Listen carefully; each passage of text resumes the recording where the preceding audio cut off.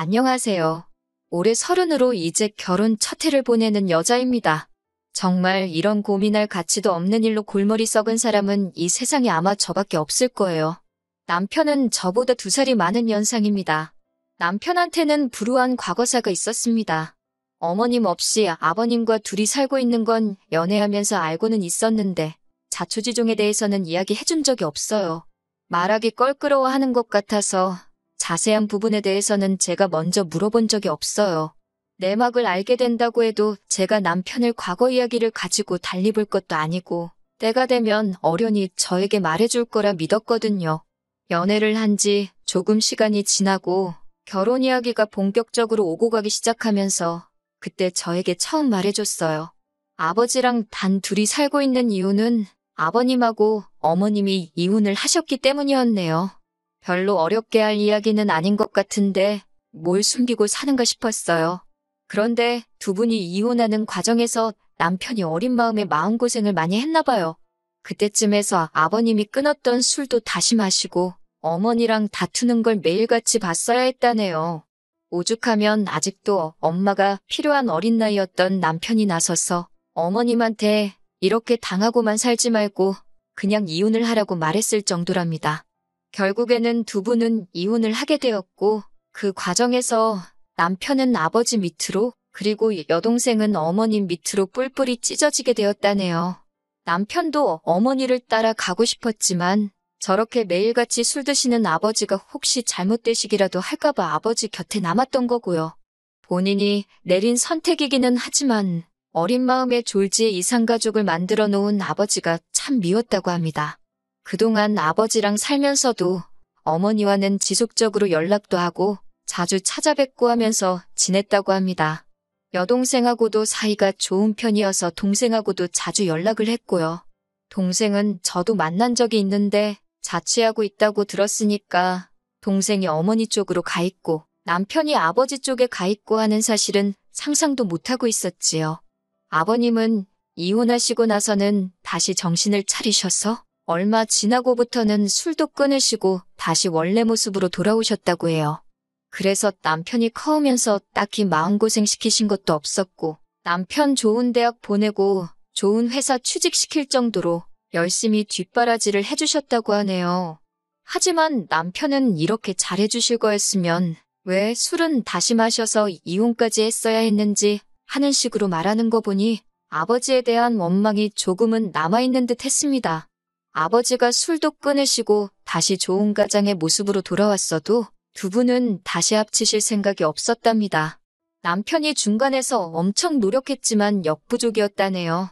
아무튼 그제서야 저한테 말한 이유는 앞으로 저희가 결혼을 하게 되면 혼주석에는 아버님 혼자 계시게 될 텐데 그래도 괜찮겠냐고 하더라고요. 암만 이혼하셨어도 하나뿐인 자식 결혼식이니 두 분이 다 혼주석을 빛내주신다면 저한테야 더할 나위 없이 좋았었겠지만 그렇게 되지 못한다고 그게 무슨 상관이겠나 싶었습니다. 결혼 이야기가 본격적으로 오고 가고 나서 아버님과 저희 친정부모님 해서 양가 상견례는 이미 마무리가 다 되었던 상황이었습니다. 당시 남편은 아버님과 인사도 끝났으니 어머님이 혼주석에는 계시지 않겠지만 저를 소개하는 게 그림이 맞지 않겠냐며 자리를 한번 만들어도 되겠냐고 허락을 구하더라고요. 이혼하셨다고 해도 여전히 남편의 어머니인 사실은 변함이 없으니 저도 흔쾌히 그러기로 했어요.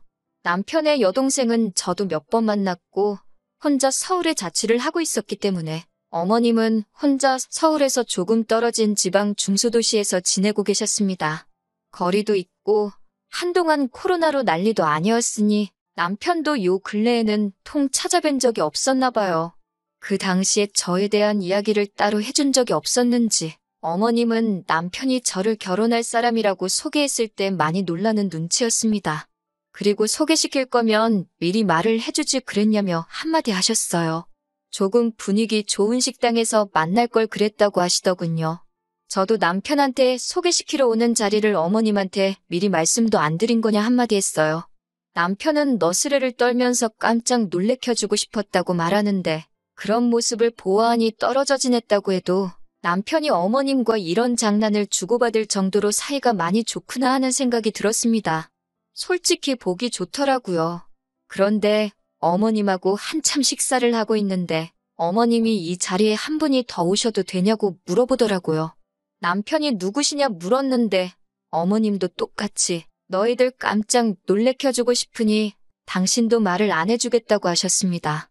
그리고 식당 안으로 어떤 남자분 한 명이 들어오는데 남편 표정이 살짝 굳어지는 걸 느꼈어요. 그리고 그때 사건이 터져버리고 말았네요. 어머님은 그 남자분을 저한테는 시아버지 되실 분이라고 소개를 해주더라고요. 그때 좀 혼란스러웠지요. 헷갈리니까 족보 이상하게 만들지 말고 제대로 정리하고 넘어가자고 말할 수도 없었고요. 자리가 자리였더니만큼 괜히 토달지 않고 그냥 넘어가려 했었어요. 남편이 어떻게 정리를 잘해줬으면 좋았겠는데 남편도 뭔가 평소랑은 사뭇 달라 보이고 말수도 적어지고 반응도 싸늘했거든요. 어머님이 식사도 다 끝났으니 조용한 데로 옮겨서 이야기나 더 나누자고 하시는데 남편이 급한 볼일이 있다고 하면서 자리에서 벌떡 일어났습니다. 돌아오는 길, 차 안에서 남편은 전에 없던 표정을 하고 있었어요. 무슨 일이냐고 물어보는데도 생각이 정리가 안 되는지 심각한 표정으로 운전대만 붙잡고 있었습니다. 중간중간 깊은 한숨을 계속해서 내쉬면서요. 서울에 도착하고 나서야 남편은 여동생한테 전화를 했습니다. 어머님, 아버님이 갈라선 것만 알지 자세한 내막은 제가 전혀 모르는 부분이다 보니 함부로 끼어들 수가 없었어요.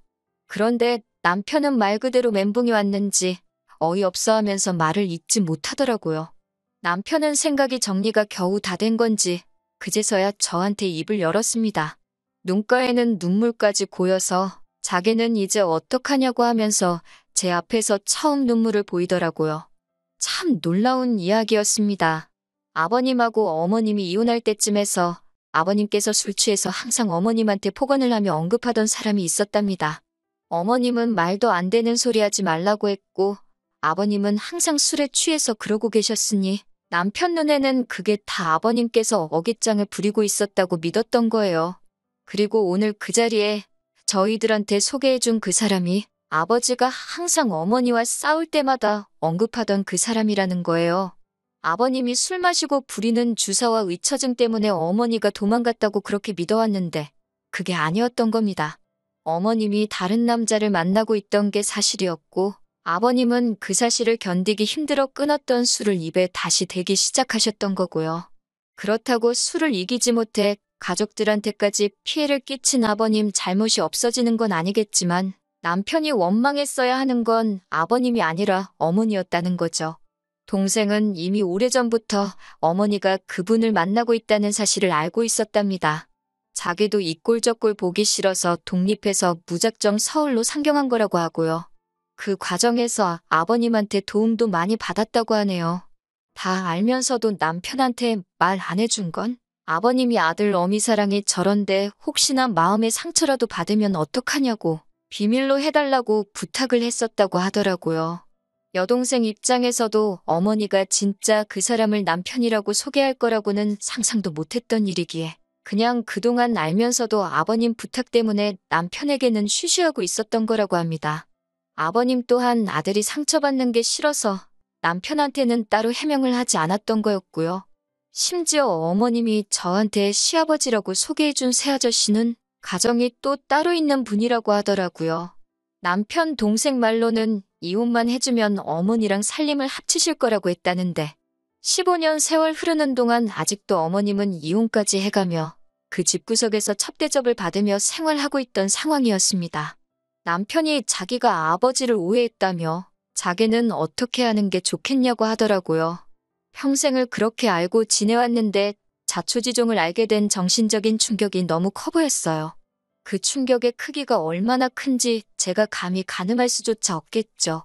달리 다른 말은 못하겠고 아버님한테 이제부터라도 잘하면 되는 거라고 했습니다.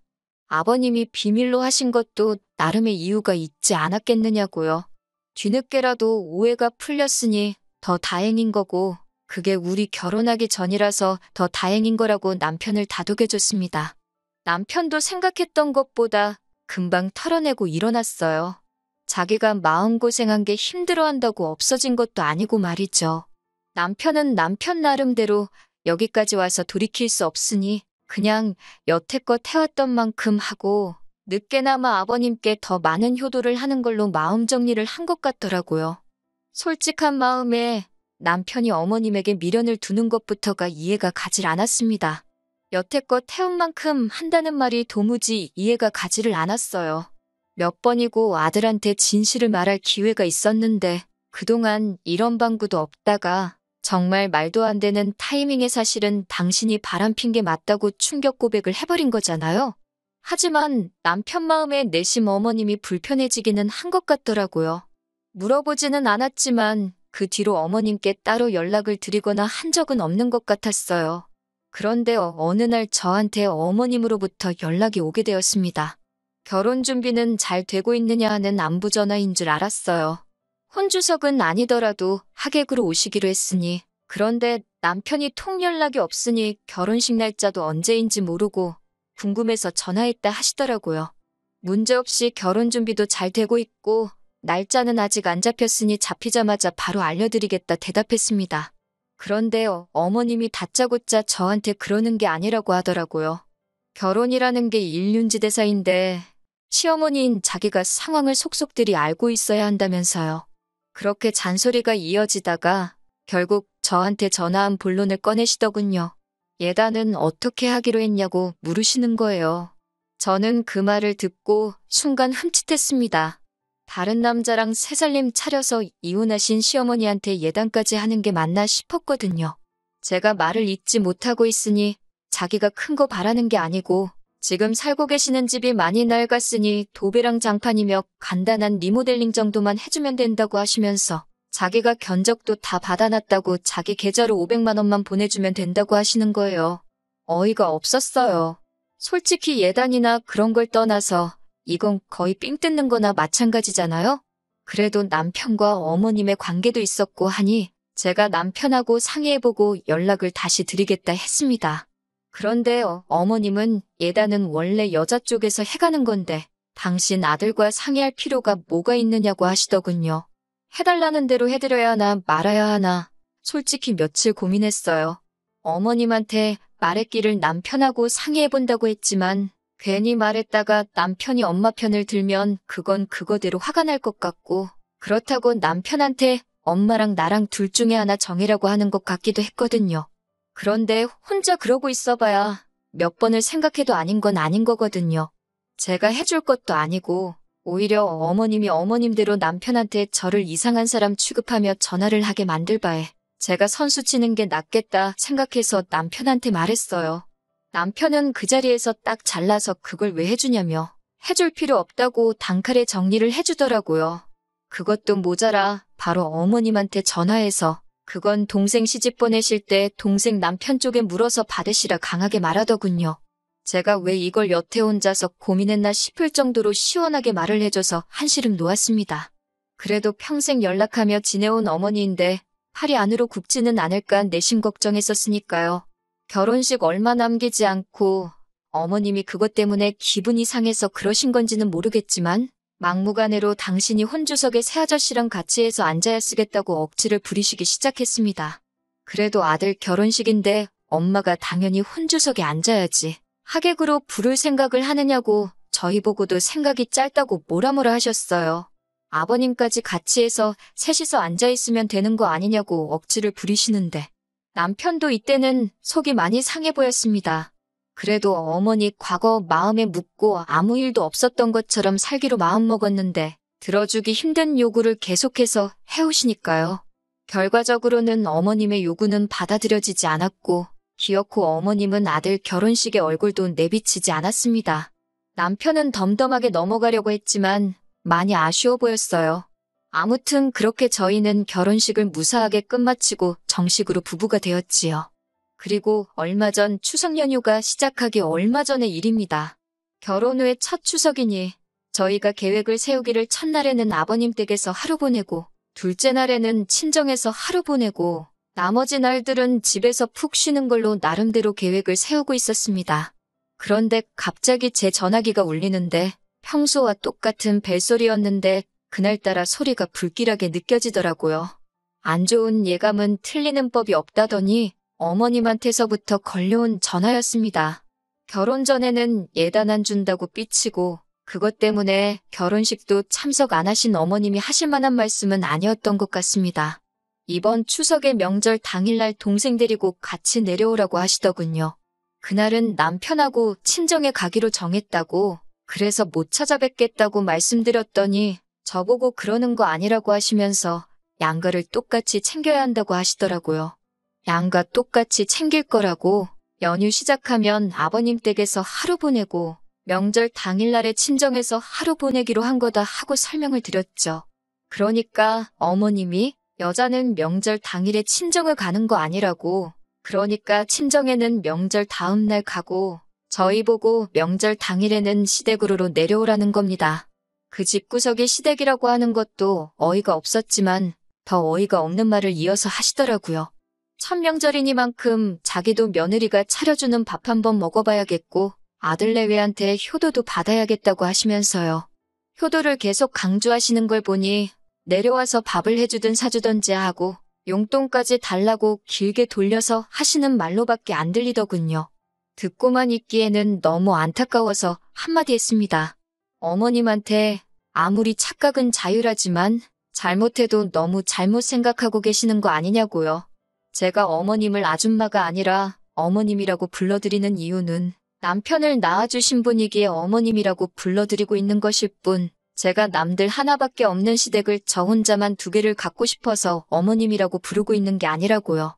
저한테 시아버지 되실 분이라고 소개해 주셨지만 그분은 어머님이랑 사실 분이지 저랑은 상관도 없는 사람이지 않냐고. 그렇게 된다면 어머님한테 효도해야 할 자식들은 그쪽에 따로 있지 않으시냐고. 번지수 잘못 찾으신 거 아니냐고 했습니다. 왜 그쪽 집구석하고는 일도 연관없는 저희들 보고 남의 집에다가 효도를 하라고 하시는지 모르겠다고 말이지요.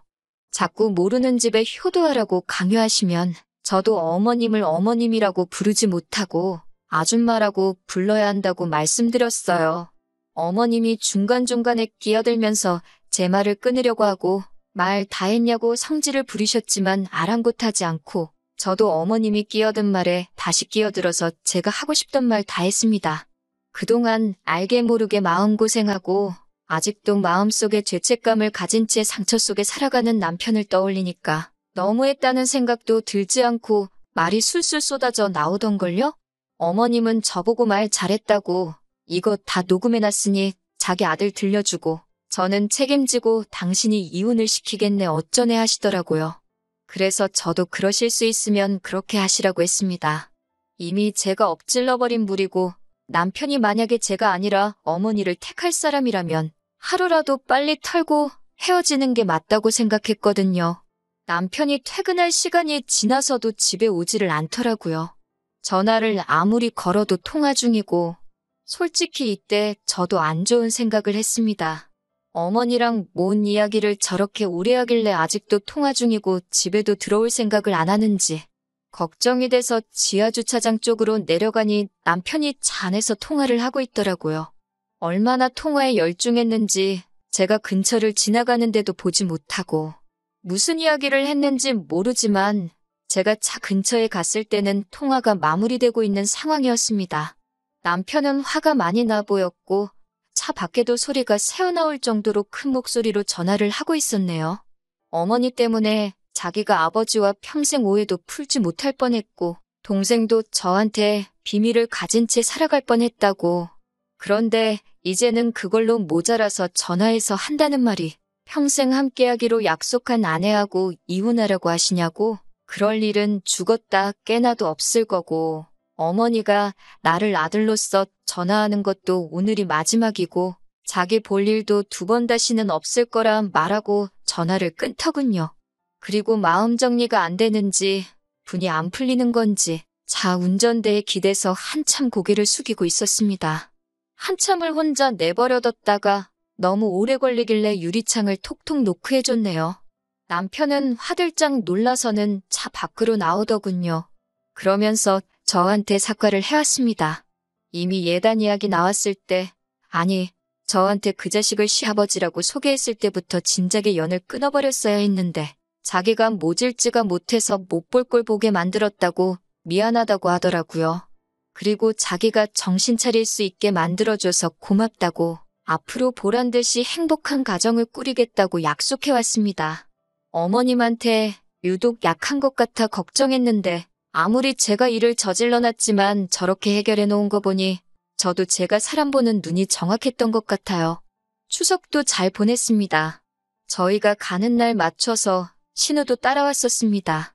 신우도 어머님한테 명절이고 생신이고 진작에 그 집에 발길을 끄는 지 오래였더라고요. 신우랑 남편이 한자리에 있으니 아버님도 세상 그 어떤 때보다 행복해 보이셨습니다. 어머님은 명절이라고 새아저씨 집에 같이 가 계셨을지 혼자서 외롭게 보내셨을지 모르겠습니다. 하지만 이제 보고 지낼 일도 없으니 제가 그렇게 신경 쓸 일도 아니겠죠. 가만히라도 계셨으면 근근히 아들 어떻게 지내는지 소식 들으며 저희도 자식돌이 며느리돌이 다 해가며 당신 원하던 효도 받으며 사셨을 텐데 욕심이 너무 과하셨던 것 같습니다.